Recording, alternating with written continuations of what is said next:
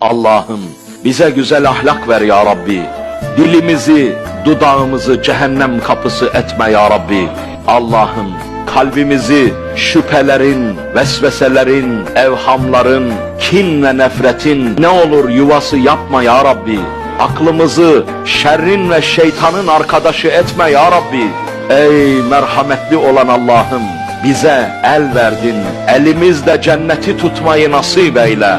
Bize ayak verdin, cennet yolunda yürümeyi nasip eyle. Göz verdin bize, Allah'ı görmeyi bize nasip eyle.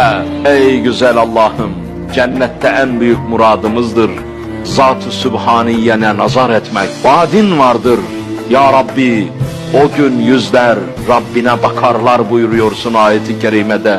O gün bizi de ya Rabbi ne olur mümin olarak, Müslüman olarak cennetinde topladığın